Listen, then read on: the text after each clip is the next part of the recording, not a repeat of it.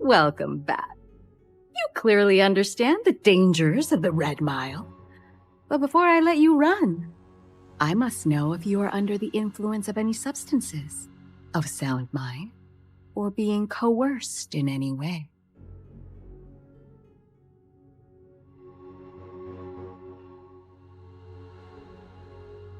Somewhere in the settled systems right now, someone is placing a bet on whether another person makes it back alive.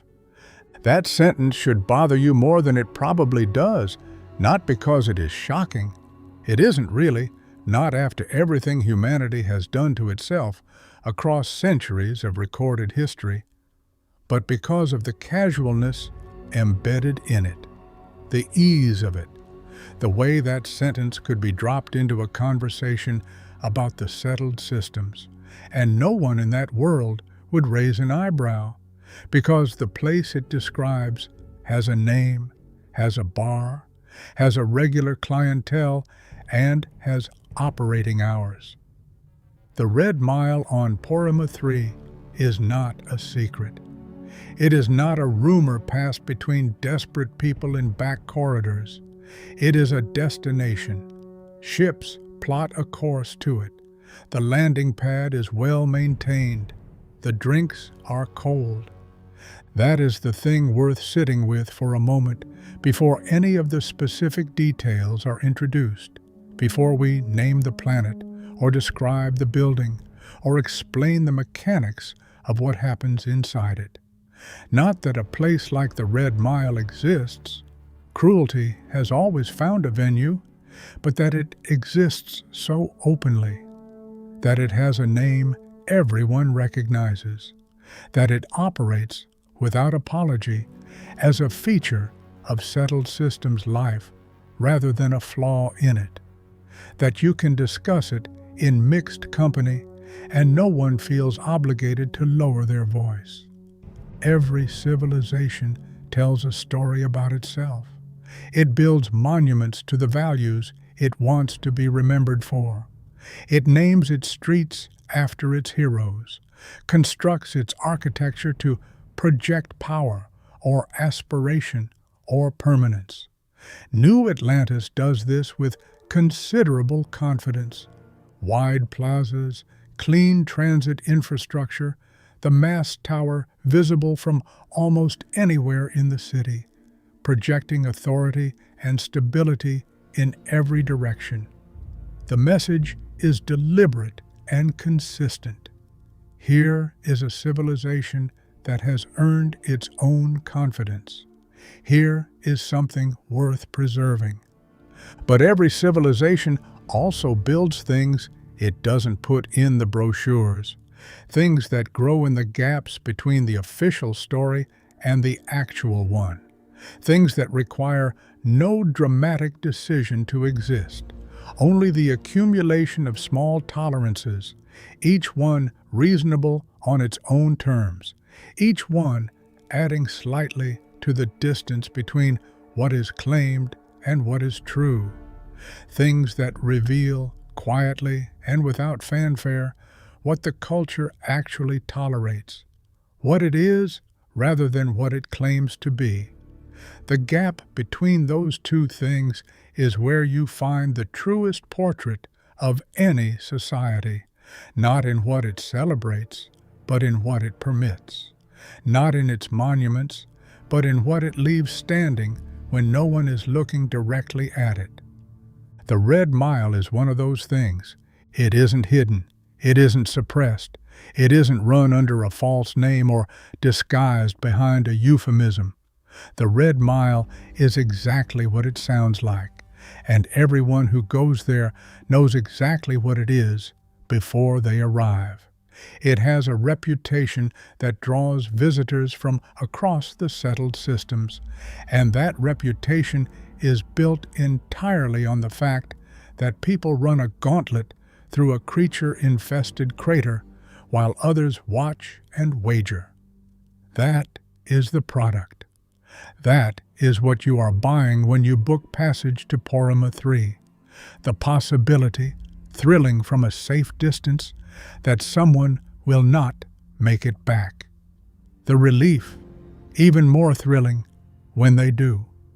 So the question this raises isn't really about one facility on one cold planet orbiting one distant star. The question is what a civilization has to already believe about life, about suffering, about the people at the bottom of its economic structure in order to build something like the Red Mile and then just leave it there, operating, profitable, unremarkable. The question is not how someone built it. Someone always builds things like this, wherever the conditions allow. The question is why it is still running. That is what we are here to understand. Porrima III is not a welcoming planet. That much is apparent the moment you step off the landing pad. The terrain is cold and vast, the kind of landscape that doesn't care whether you're there or not, that existed long before any human set foot on it and will exist long after. Whatever the original surveys said about this planet, whatever potential was identified in its composition or its position along trade routes, what Porrima III eventually became was something slightly different. The kind of place where things happen because no one important is watching. That is not a characterization unique to this planet. The settled systems is full of places like this, frontier worlds and remote moons that exist at the edges of the faction's reach, where the gradients of law and oversight thin out until they become more theoretical than practical. The frontier, as a concept, does a great deal of work in the settled system's self-understanding. It is romanticized, celebrated, treated as the living edge of human ambition, the place where the next new Atlantis might eventually rise from the rock.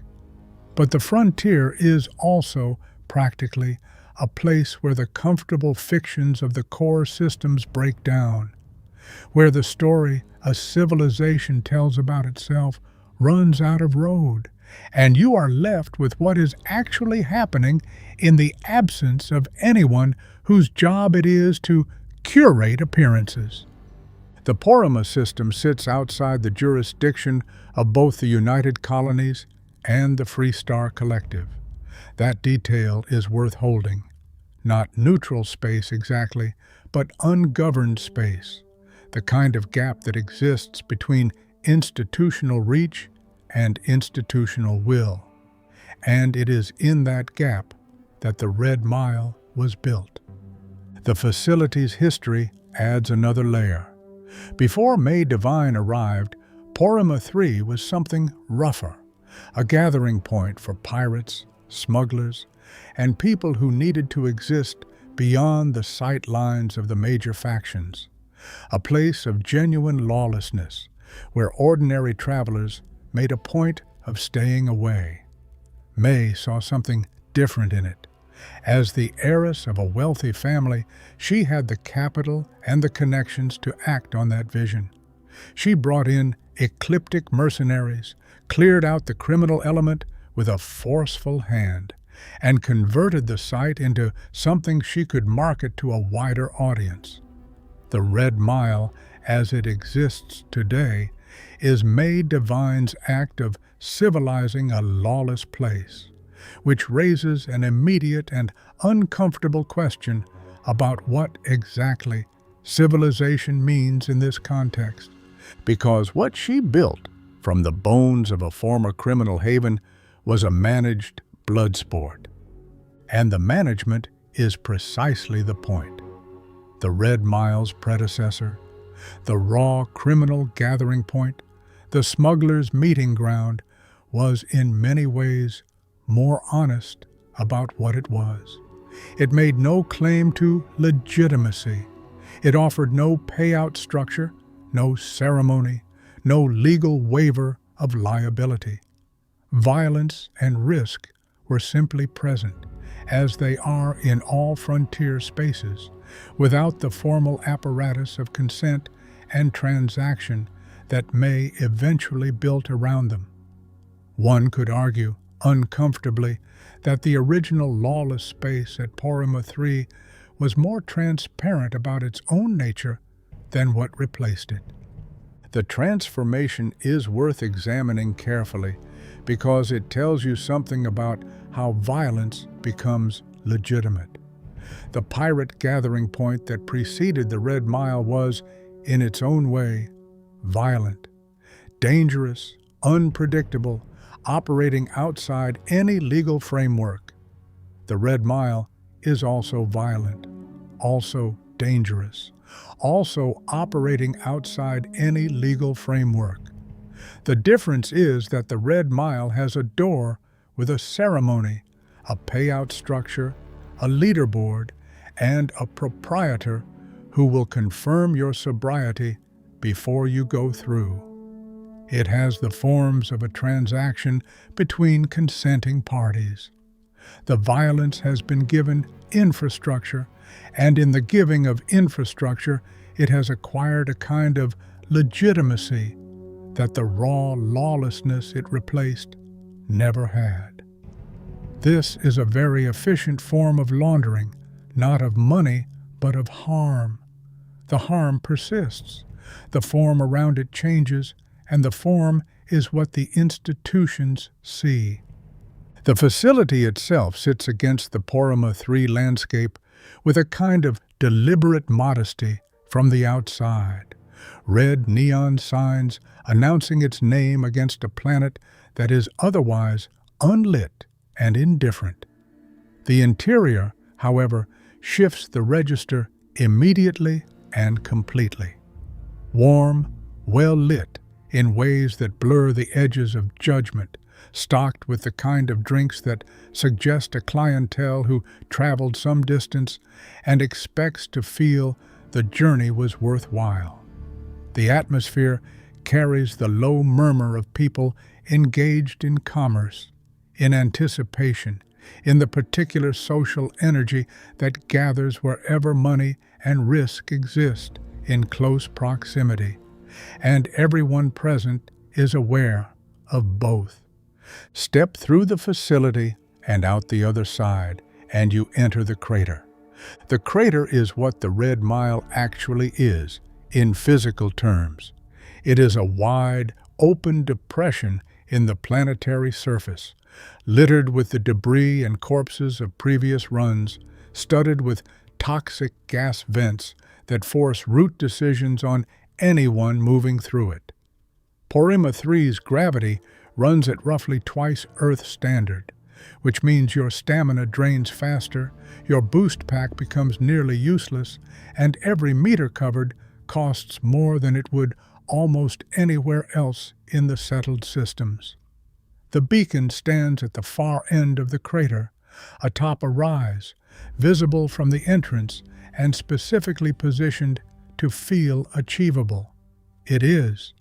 The round trip under ideal conditions is survivable. That is not the same as easy, and ideal conditions are not the standard. What makes them not the standard are the Red Mile Maulers.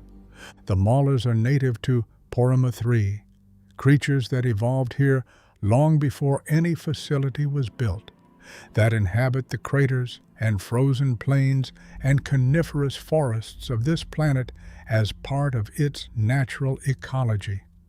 They are large, aggressive, and fast, bearing a resemblance to old Earth rhinoceri in their build, if not their behavior.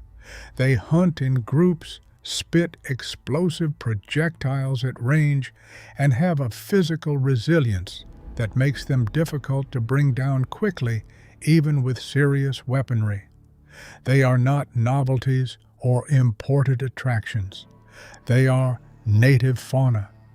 They belong here in a way that the facility, in a strict ecological sense, does not. The crater they inhabit is not an abstract space. It is dotted with corpses from previous runs, the physical record of everyone who went through the door and did not return. alongside debris, toxic gas vents that emit clouds of poison at irregular intervals, and the scattered equipment of people who were well prepared and still did not make it. The leaderboard inside the facility keeps the names of the people who have run successfully, ranked by number of completed runs. The corpses outside are not on any leaderboard. They are simply present, part of the terrain, which is itself a statement about how the Red Mile relates to its human material. When the Red Mile was first established, the Maulers were simply present in the crater, part of the landscape that the operation incorporated rather than cleared. They were not placed there as obstacles. They were already there. The facility was built around them, and in that building, a decision was made, implicitly, without ever needing to be stated, that the Maulers would remain, not as a liability to be managed, as a feature to be advertised. That distinction carries weight. The Red Mile's primary hazard was not engineered. It was inherited, native wildlife left in its habitat, with human entertainment infrastructure constructed on top of that habitat. The Maulers did not consent to become the gauntlet's central attraction. They are, in this narrow sense, as much instruments of the facility as the runners themselves. Both are present in that crater because human decisions placed structures around natural circumstances and called the result entertainment. The Maulers kill because that is their nature. The Red Mile profits from it. The difference between those two facts, one a biological reality, the other a business choice, is where the actual moral responsibility lives. What the interior design of the facility does with all of this is worth examining closely. The warmth, the bar, the viewing arrangements, the comfortable distance between spectator and terrain. All of this is a machine for one specific purpose: manufacturing the experience of proximity to danger while insulating the customer from its actual cost. You are close to the edge, but the edge applies to someone else. You have proximity to the stakes, but the stakes are not yours. That is the product in its most honest form, the feeling of consequence without consequence. The people who run the Red Mile are not, for the most part, thrill seekers in the romantic sense of that phrase. The image of the daring adventurer who goes through the door for the pure electric pleasure of surviving, that person exists somewhere in the customer base. Humanity has always produced a subset of individuals for whom conventional risk feels insufficient, who seek out extremity as a form of self-knowledge or self-proof. But this archetype accounts for a minority, and centering it is a way of aestheticizing what is, at its foundation, a story about money. The Red Mile's runners skew toward desperation. The structure of the payout makes this inevitable. For the facility's economic model to work, the reward for completing a run must be large enough that someone in serious financial difficulty would consider risking their life for it. If the payout were modest, the calculation would not resolve in the Red Mile's favor for anyone in genuine distress. So, the reward is calibrated, whether deliberately or through the market logic of competing for runners, to the level of need the facility requires to sustain itself. The Red Mile is built, in a precise sense, on the prior existence of people who need that specific amount of credits badly enough that an extremely dangerous run through a creature-infested crater is a rational response to their situation. That is not madness. That is what happens when options narrow past a certain threshold. The people who watch the runs are not operating under that arithmetic. They arrived with enough stability to afford passage to Porrima III, enough disposable resources to place bets, enough leisure that they could make the journey and still be fine. The gap between these two groups, runners and spectators, is not incidental to the Red Mile. It is structural. It is how the facility's economy works. The runners supply the risk. The spectators purchase the experience of it. The house extracts value from the conversion. What the gambling economy does to this transaction is worth examining carefully. Before a bet is placed, the spectator is watching a person attempt something dangerous. After a bet is placed, the spectator has given themselves a material stake in whether that person lives or dies. This transformation from bystander to invested party changes the cognitive status of the runner in a specific way.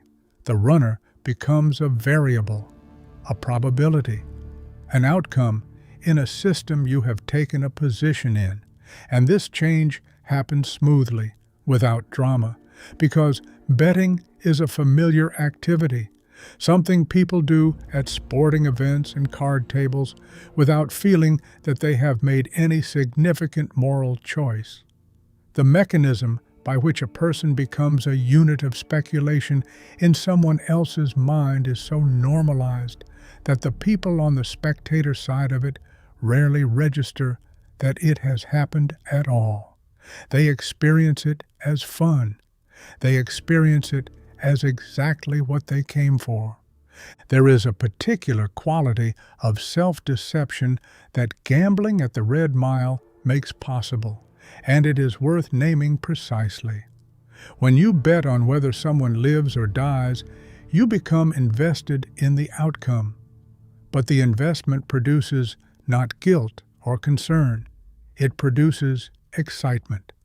The very excitement you came for, now intensified by financial stakes. The betting is not a corruption of an otherwise innocent entertainment. The betting is what transforms the experience into the product. You have placed yourself in relation to the outcome. You have, in the old phrase, skin in the game.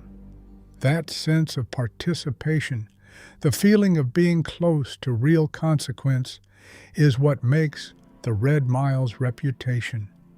The danger filters through the bet and becomes yours, in a controlled, financially bounded, entirely reversible way.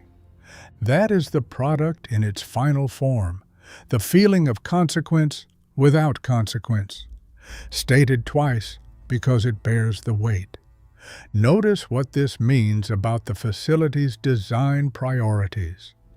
Every element of the interior, the bar placement, the climate control, the viewing arrangements, is optimized not for the runner's experience, but for the spectators.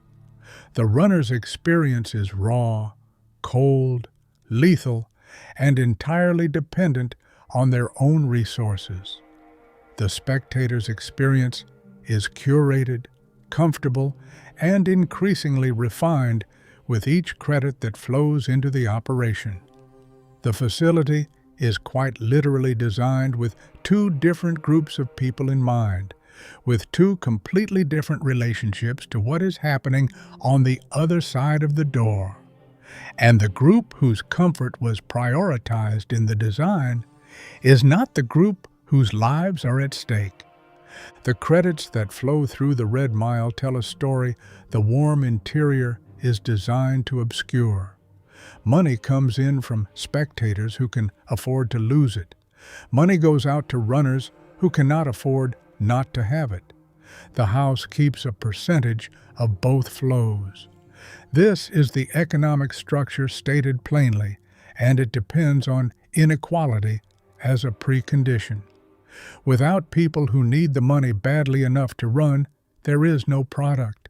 The business model does not merely exploit economic desperation. It is specifically calibrated to convert that desperation into someone else's entertainment, which is a more precise and more troubling thing. This is not an original observation about how entertainment works under conditions of stratification.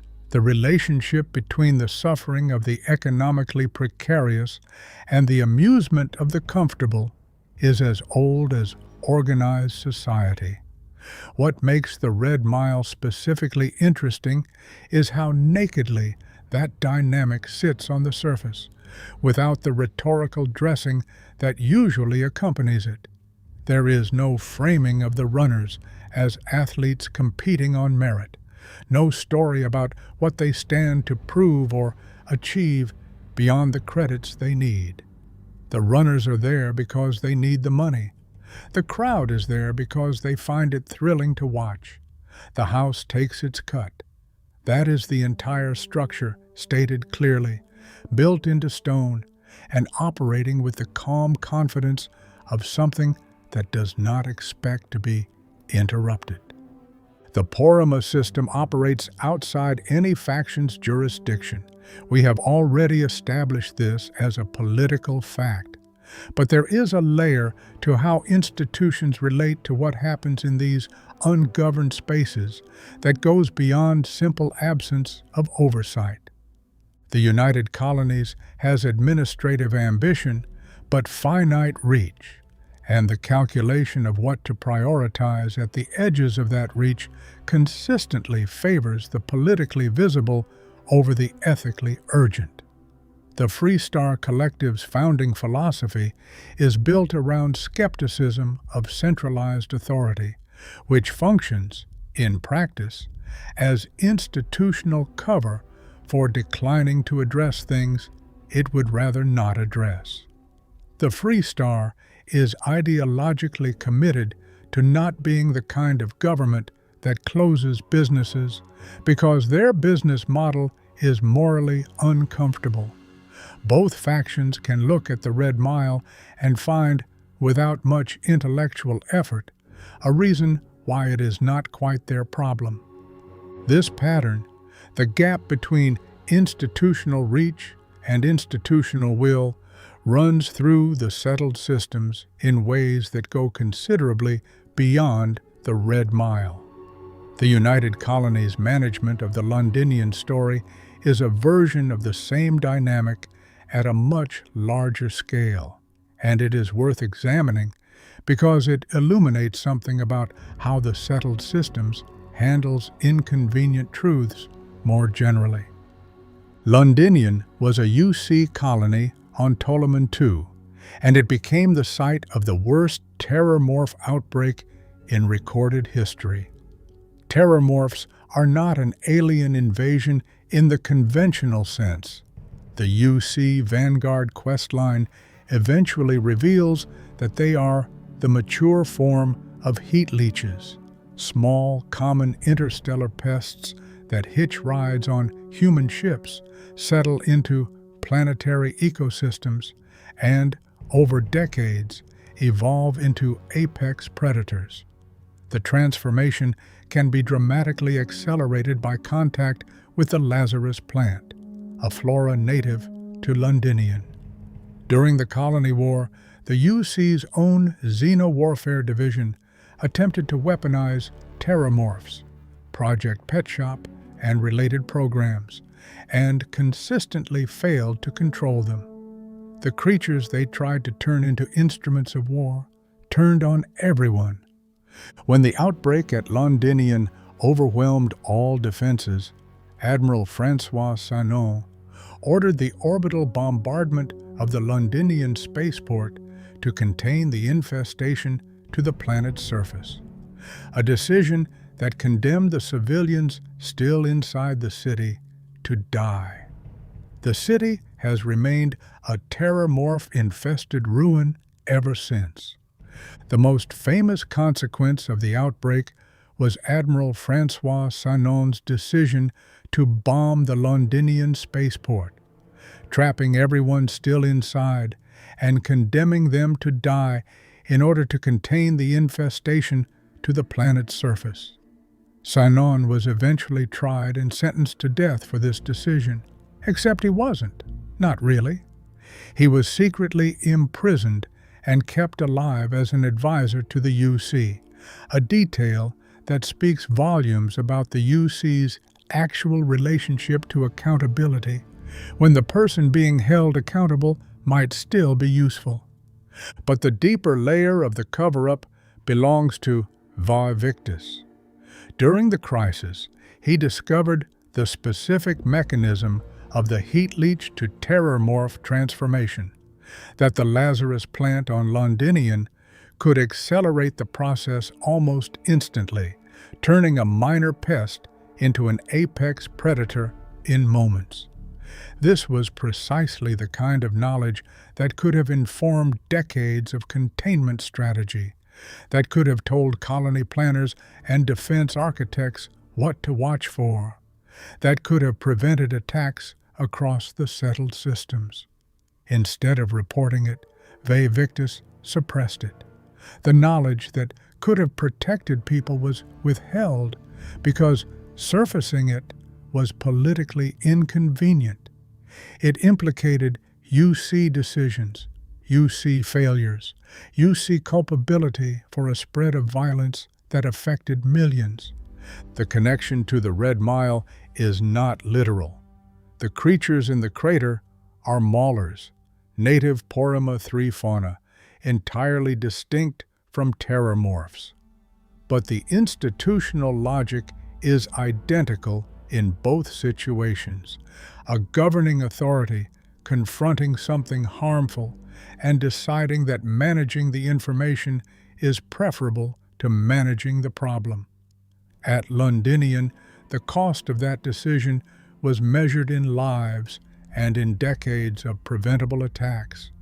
At the Red Mile, the cost is measured in runners who went through a door with incomplete information and did not come back. In both cases, the harm flows to those with the least power to resist or redirect it.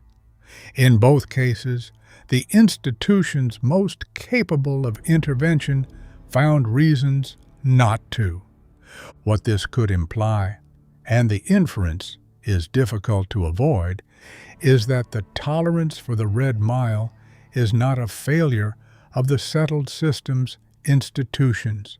It is a consistent expression of how those institutions relate to harm when the harm is conveniently distant from the people who run them. Understanding the Red Mile requires understanding something about how normalization works, how a society arrives at a place where something that would once have seemed intolerable becomes unremarkable, without anyone making a decision they would recognize as crossing a significant line. It never happens all at once. Normalization is always a sequence of small permissions, each one slightly more permissive than the last, until the cumulative distance from the starting point is vast, and yet no single step felt like it mattered enough to resist. The Red Mile, in its current form, was built on top of something that already existed, a site of lawlessness, of genuine frontier danger, of the kind of desperate transactions that happen when people need things and no authority is watching. Mei Devine did not create violence at Porrima III. She organized it. She gave it a door and a bar and a payout structure and a leaderboard. She made it respectable in the precise sense of that word. She gave it a form that institutions could recognize without having to respond to. This is perhaps the most interesting thing about Mei's transformation of the site. By bringing mercenaries in to establish order, by building proper infrastructure, by creating a business with operating hours and a customer base and a reputation, She made the Red Mile considerably more durable than the rough criminal space it replaced. A criminal gathering point is eventually disrupted, raided, dissolved. A well-run tourist attraction with a recognized name and a supply of willing customers is much harder to close. Order, in this case, served as camouflage. The violence persisted. The form around it changed, and the form is what institutions tend to see. Before the historical parallels, there is something worth examining in the specific mechanism by which Mei Devine formalized this space. She did not approach Porrima III as a blank slate. She arrived at a place where a certain culture of risk and danger already existed, where the frontier's natural tendency to produce extreme experiences had already generated a kind of informal economy around them. What she did was not create that tendency, but systematize it. She took the improvised and made it repeatable. She took the local and made it scalable. She took the dangerous and made it marketable to people who lived far enough away that the danger felt like atmosphere rather than reality. This kind of systematization of existing harm is one of the more consistent patterns in the history of organized entertainment. It doesn't require inventing the violence. It only requires recognizing that the violence is already there, that people will pay to be close to it from a safe distance, and that the infrastructure needed to make that transaction reliable and repeatable is the actual product being built. Historical parallels suggest themselves here, and they are not misleading. The amphitheaters of Rome, the public executions that drew crowds across centuries of European history, the bear-baiting pits of Elizabethan England, each of these existed within societies that considered themselves civilized, that produced things we still look at with appreciation. Each of them normalized, through continued existence, the use of suffering as spectacle, and each is now examined from a remove as evidence of something troubling about the civilization that produced it. The people in those crowds were also not monsters. They were ordinary people whose social world had decided that what they were watching was acceptable, and they believed it, because believing it was easier than the alternative. The crowd at the Red Mile is made up of the same kind of ordinary people. That is the uncomfortable part. The people who sit at those tables have jobs and families and opinions about the political situation. They have not made a philosophical choice to embrace cruelty as a value. They have simply found themselves in a place where cruelty is on the menu and decided that they would like to order. By the time you are sitting at the bar, you have not recently crossed a significant ethical line. The lines were crossed incrementally by 100 prior decisions made by 100 prior people. The proprietors who expanded the operation, the officials who declined to act on it, the travelers who recommended it to friends as a memorable experience, the journalists who covered it with the neutral register of a feature piece. Each of these people moved the baseline slightly, and by the time you arrived, the baseline was so far from where it started that the Red Mile was simply a thing that exists, unremarkable enough to visit, unremarkable enough to recommend, unremarkable enough to watch. The comfort of the people in that bar is not a failure of their individual moral reasoning. It is the output of a collective process of normalization that preceded them and that they did not choose. But their presence confirms it, sustains it, and makes it slightly more entrenched for the next person who arrives. That is how normalization works. It recruits the ordinary into the service of the problematic, not by asking them to choose cruelty, but by making cruelty so normal that no deliberate choice is required. Return now to the person at the door. The orientation, whatever form it took, is done. Mei has confirmed their sobriety, their willingness, their understanding that they are proceeding of their own free will. These phrases are the legal architecture of the Red Mile. They are what transforms a potentially actionable harm into a contractual arrangement between consenting parties. The door is in front of them. The crater is on the other side. The gravity is already pulling harder than it does almost anywhere else they have been. And behind them, in the warm interior, are the people who paid to watch. The daredevil narrative aestheticizes this moment, the bold choice, the embrace of the edge, the self-knowledge that only genuine risk can produce. This framing serves primarily the spectators.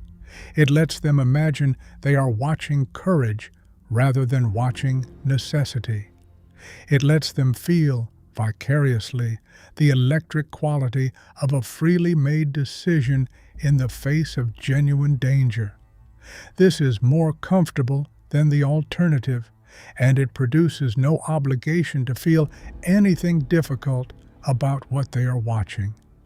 The desperation narrative is also insufficient, in a way that is not quite fair to the people it purports to honor. Most people who go through that door are not passive.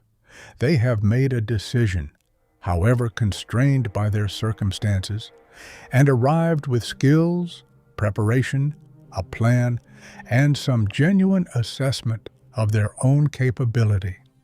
Reducing them to simple victims is a different kind of erasure, a refusal to see them as full persons, conducted this time through pity rather than indifference. What the runner actually is, more accurately, is someone navigating a situation that should not exist. Not a daredevil, not a victim, but something harder to categorize.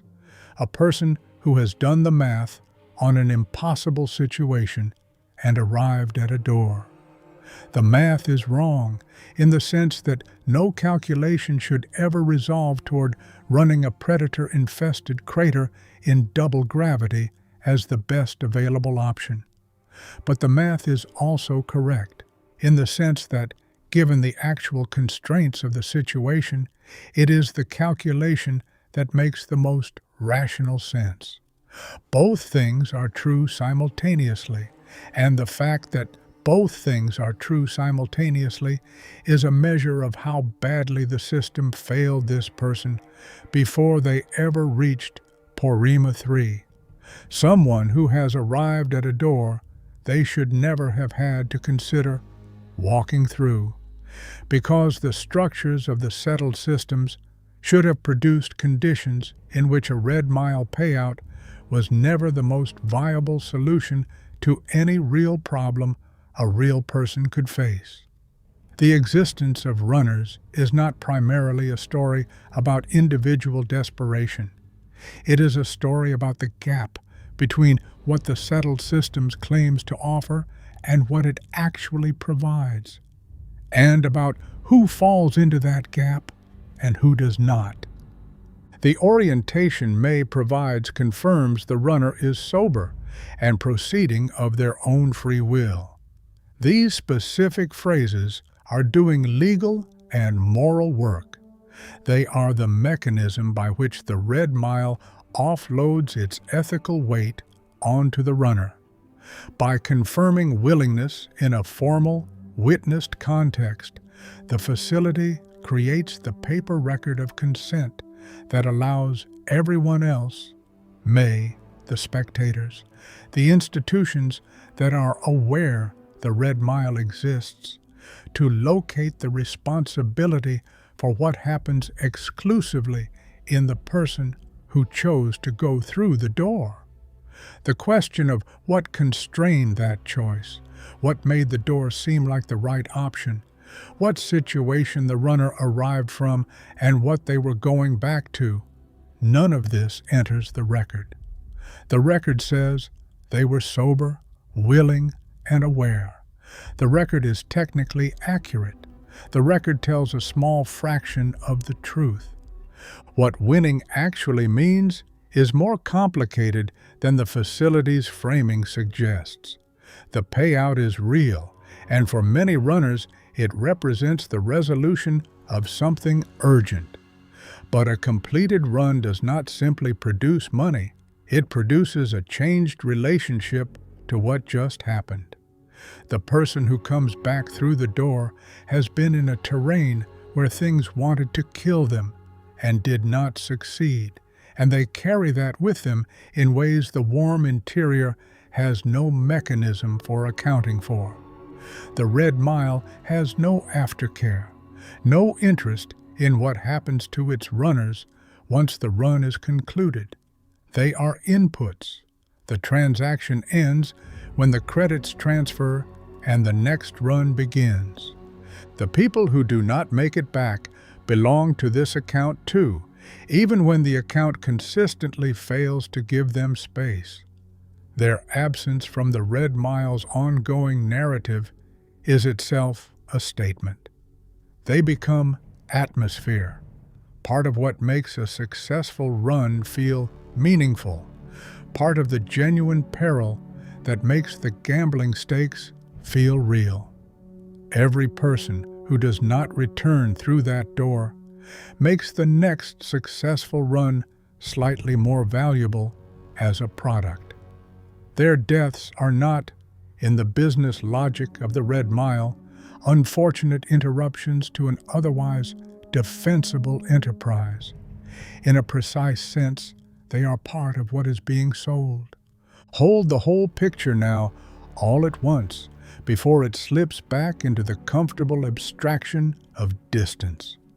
The cold crater on Porrima III, the warm bar, the well-lit bottles, the low murmur of anticipation, the bets being laid by people who can afford to lose them, the maulers in the terrain outside, creatures native to this planet, going about the business of being what they are, now incorporated without their knowledge into a human entertainment economy. The door, the runner, the crowd. What does it add up to? The Red Mile is often positioned in the broader discourse of the settled systems as an extreme case, a curiosity of frontier space, the kind of thing that exists at the margins and should perhaps be addressed eventually, when more pressing matters have been resolved. This positioning is itself a containment strategy, a way of keeping the Red Mile's implications from saying anything pointed about the civilization that permits it. If the Red Mile is an outlier, a frontier eccentricity, a data point about what happens at the edges, then it can be noted and set aside. It doesn't have to say anything about the center. But the Red Mile is not an outlier. It is a concentration.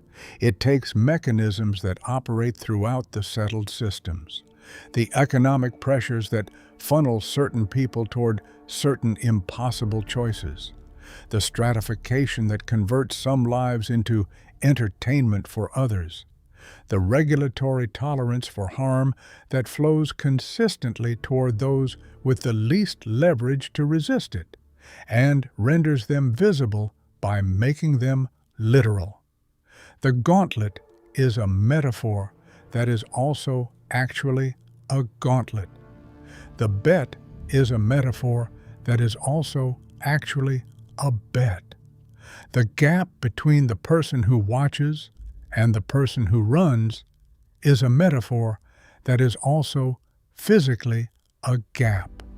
built into the architecture of the building, maintained through deliberate engineering of warmth and distance and glass. The Sarah Morgan who walks the crater with a runner and says something about her disgust is saying something true about the Red Mile. But Sarah Morgan's objection, stated real on the record, does not change anything about how the facility operates. The betting continues. The door continues to open.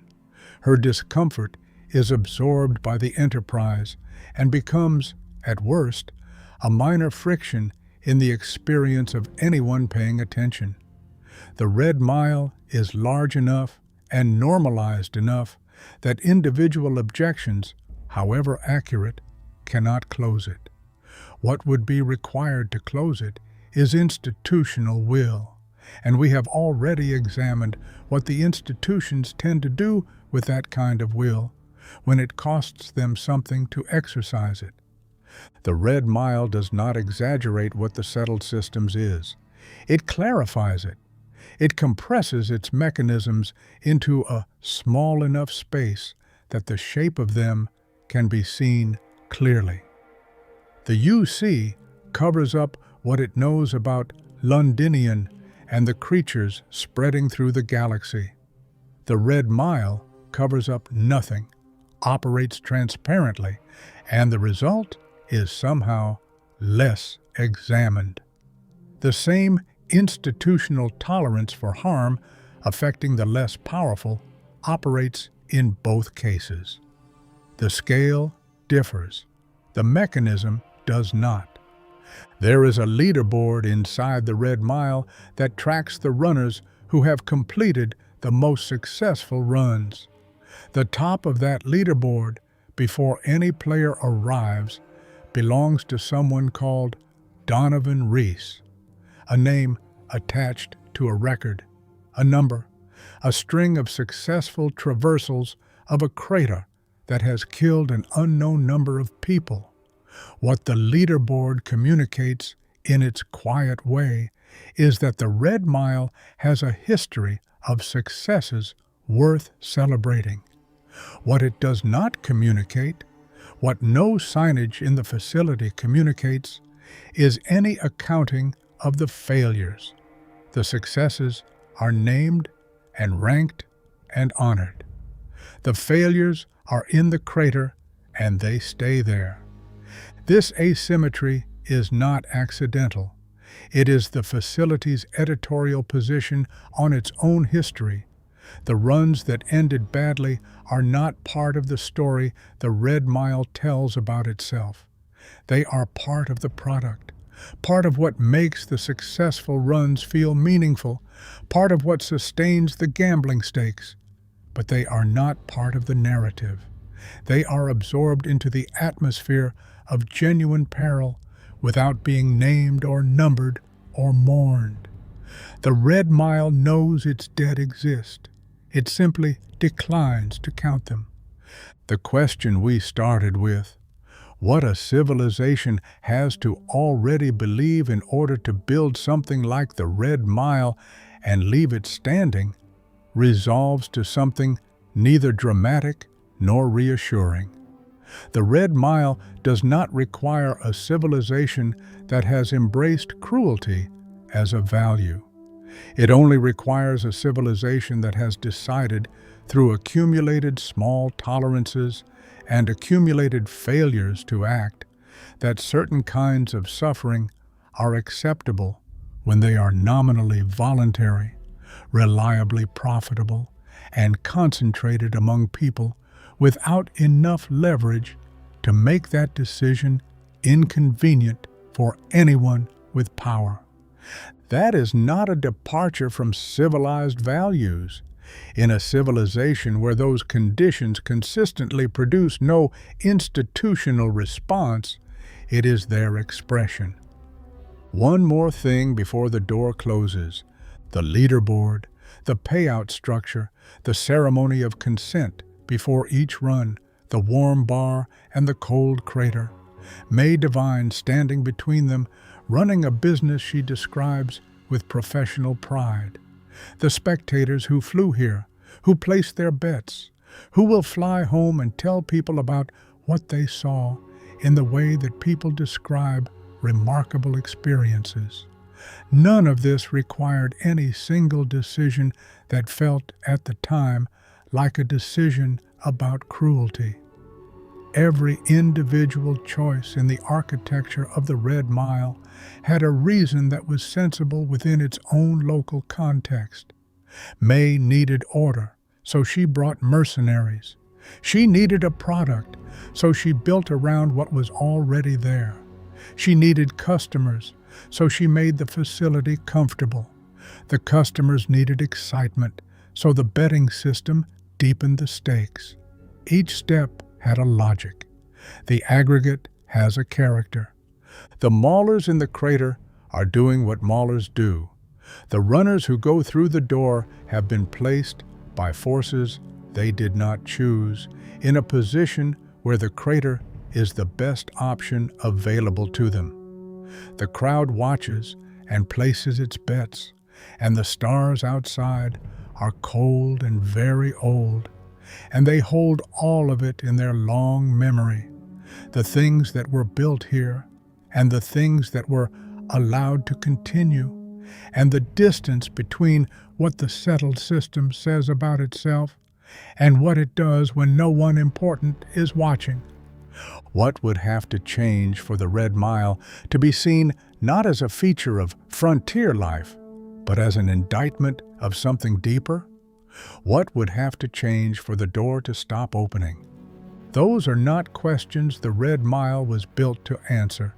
It was built to profit from the fact that nobody is asking them loudly enough. And yet, asking them is not entirely without precedent in the settled systems. Sarah Morgan, if she accompanies a runner through the gauntlet, does not watch in silence. She says something. She expresses her concern and her disgust about what the Red Mile is, out loud, on the record, to anyone who will listen. She is not changed by this. The run proceeds, but the protest exists. The discomfort exists. Someone in the settled systems looked at what the Red Mile is and found language for their objection to it. That does not close the door or stop the betting or bring anyone back. But it does suggest that the normalization is not yet complete, that the gap between what the Red Mile is and what a person with working moral instincts recognizes it to be is still perceptible, still capable of producing a reaction. The question is whether that reaction ever becomes more than a reaction. The archive is still open. Come back when you are ready. We will keep looking together